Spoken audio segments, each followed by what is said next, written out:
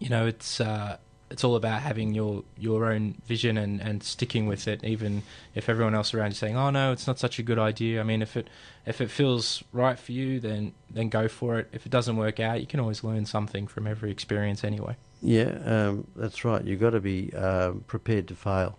Absolutely. And if you've never failure failed, is a good thing. You've never done anything. That's right. And I have this talk I give to teenagers called Fall Down, Get Up, which is all about looking at failure as feedback. Yeah. And so this is a really popular talk with VCE students around exam time. Well, that's a good point. I mean, what is a failure for a VCE student?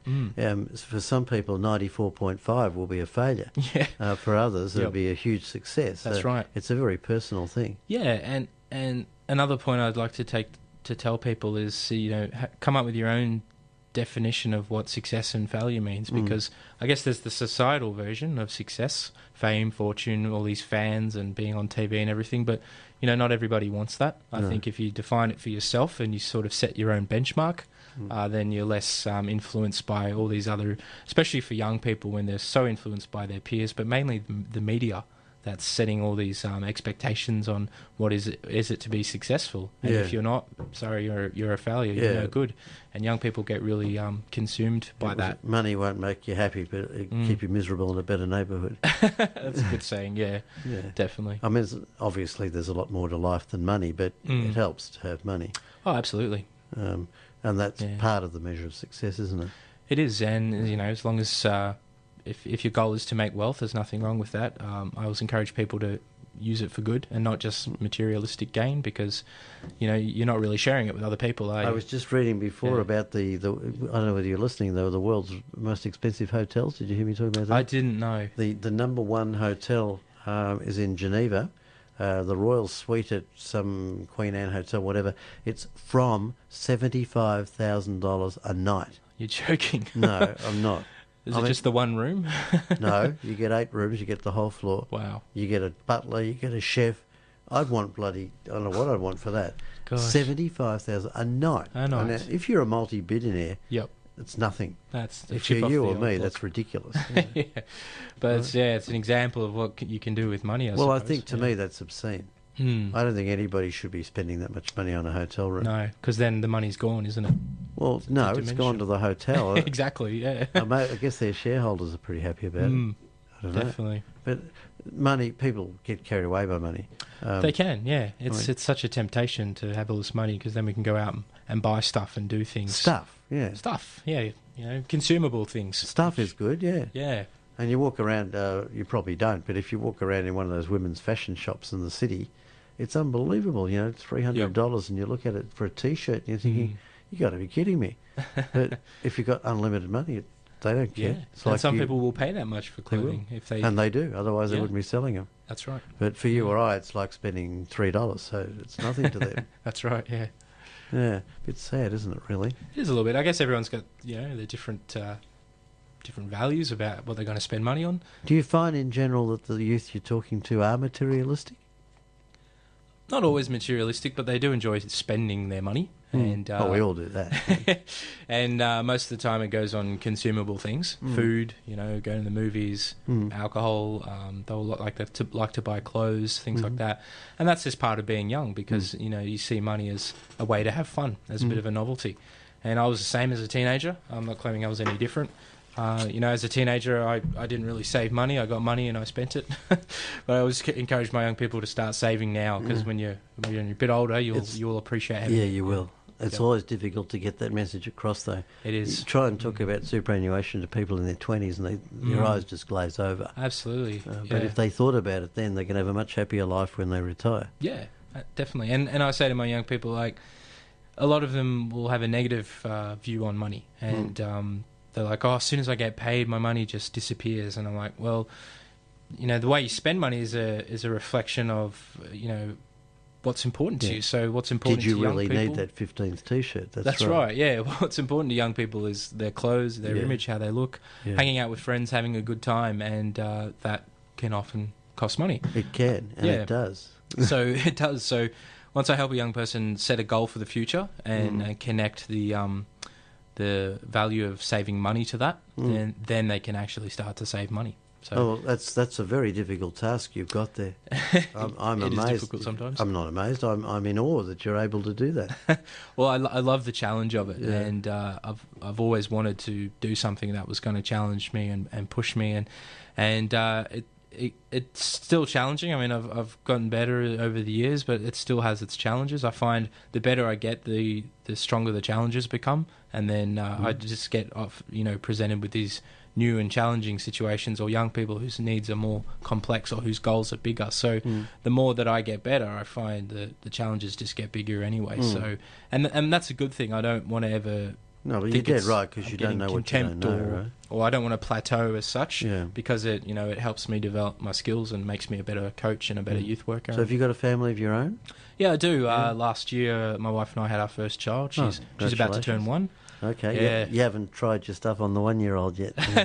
No, it's all just fun and games at that age. So, look, it's great parenthood. It's been such a ride, and she's brought a lot of happiness into our lives. It is great, but let me tell you what's even better: grandparenthood. Oh, okay, yeah. Because you can enjoy the kids and then give them back. That's what my parents say. Yeah, It's fantastic. They love it. Yep. One of my grandchildren just turned 1 a couple of weeks ago. Oh, congrats. He's gorgeous. Yep. But you can give him back. That's right. Yeah. It's even better. You're stuck with your. We're stuck with it, but happy to be stuck with it. But no, serious question though. You're not going to use your own child as a subject for your life coaching, are you? Or? No, I have a rule. I don't coach family or friends. Right. Yeah, and most coaches will do the same. Because They might you refer lose out. too many friends that way. You can. Also, being close, there's that judgment that comes up. There's the personal connection. There's the history. Yeah. What helps make coaching really effective is not really having any prior connection to either side. So the coach or the client have never met. That's good, is it? It is, because the client will bring everything to that session, and the coach will also give their all, because they're like, all right, I don't know this person. I'm not going to assume anything. We've got a fresh starting place here. Let's see where we can go with this. But with friends and family, I mean, I certainly suggest things to friends and family which I've learned from coaching, but I won't sit down and say, I'm going to coach you and have a coaching session. I might just ask a question that will make them go, oh, okay, yeah, and then off they go on that tangent. Does your wife ever say to you, don't start with that stuff? Occasionally, yeah. She's sometimes a little bit sort of confused by it all, and I'm like, oh, yeah, it's coaching. I mean, I'm still working it out as well. That sounds right to me. I'm talking with Brian McAleer, folks. It's 26 minutes to 3, is that right? Yeah. Yeah, I've got to do this arithmetic backwards. It's 26 minutes to 3. Brian is an author and a life coach, and we've been trying to find out what a life coach does. I think he's explained it pretty well. It's not a replacement for your doctor or your psychologist or anything else. It's a long-term relationship, right? But it can be, yeah, and like I said, life coaching is it's a set of tools that your coach can introduce you to, and then once the coaching-client relationship's finished, you then go on and you've got this set of tools and strategies to help yourself and help others. Just deal with some of those little issues like motivation and goal setting and focus and communicating with people. Those sort of general life skills that we don't always get taught along the way, which can come in very handy. So when you've finished, well, not finished, you never finish, but when you've got to the point where you don't want to continue the relationship, do you hear later on from your what do you call them? They're not patients. They're your clients. Your clients. Yeah. And they say, "Oh, wow, that worked," or something like that. Absolutely. Yeah. I've recently reconnected with a young guy who I coached back when I was studying, and he's now really moving forward with his goals, and he's been interviewing me for his podcast and everything. So yeah, that's great. It's good to see how far along he's come, and because I'm quite got a good presence on social media and stuff. People I've worked with in the past, we can stay connected that way, and so you do sort of form an ongoing relationship once you've worked with a coach. I suppose you do. Yep. Now, Brian, I mentioned the name of your book before. Do you want to tell the folks out there the name of the book again? Sure. And where they can get it? Absolutely, yeah. Thanks, Ian. It's called Setting Goals Using the S.M.A.R.T Method. So it's just come out, and it's available online. You can order it through Amazon or Barnes and Noble, which are two very popular books sites. Is it the same price on both sides? Yes, it is, to my understanding. Usually they have different prices. Yeah. I'm pretty sure it is. Okay. Last time I checked. Yeah. So it's under $30. It's around the $28 mark or so. That's pretty good these days, yeah. And the book is really practical. It's got all the chapters that explain the method, and also at the end of each chapter there's space where you can actually write your goal and start constructing it. So by the end of the book, you've got this plan, and then you go off and work on your goal. This is a life plan?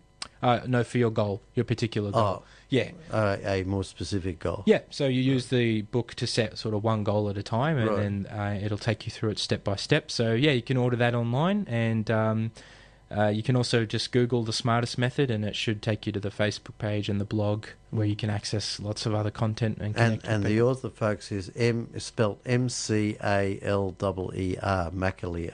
So if you're looking for that, that's what it is. Thank you. Yes. What if they want to get hold of you? You can just email me directly. I'm happy to take emails at any time. So it's just info@brianmcaleer.com. Or find me on LinkedIn, Twitter, or Facebook. You're on LinkedIn as well. I am. Don't try and get off it.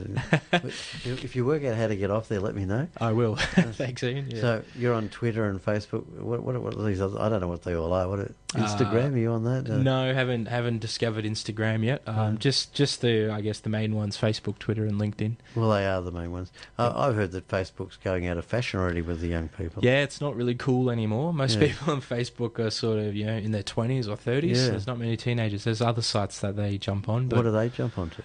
I couldn't tell you, to be honest. I forgot the name of it, but Snapchat, I think, is one. Snapchat, that's right. Yeah, so it's showing that I'm not in that age group anymore. No. I still stick with Facebook. It's what I know. Well, it's amazing that everything's so transient these days.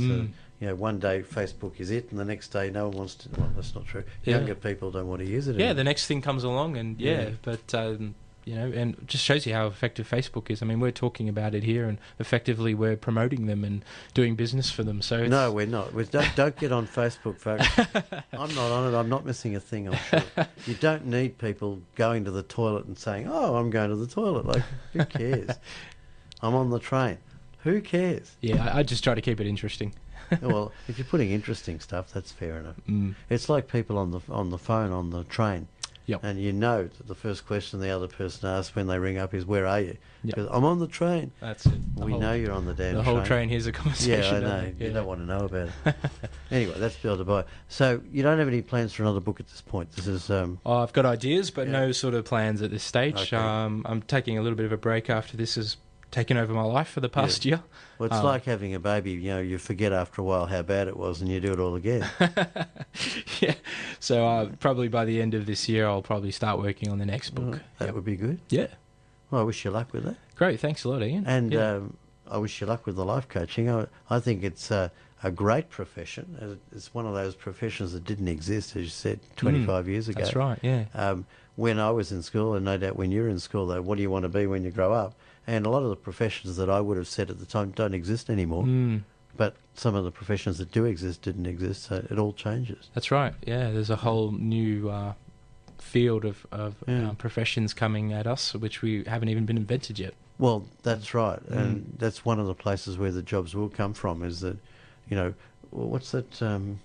web designer. There was no such thing as a web designer 25 years ago. No, that's right. And now it's like, if you've got internet skills and your computer skills, you're a web designer. You're very employable, yeah. To me, a web designer was a spider. Yep. Yeah. So Times good luck with that. And thank you very much. Thanks very much for coming on the show. Yeah, it's been my pleasure, Ian. Thanks for having me. Yeah. Good luck. Thanks, Brian. I've been talking with Brian McAleer, author and life coach.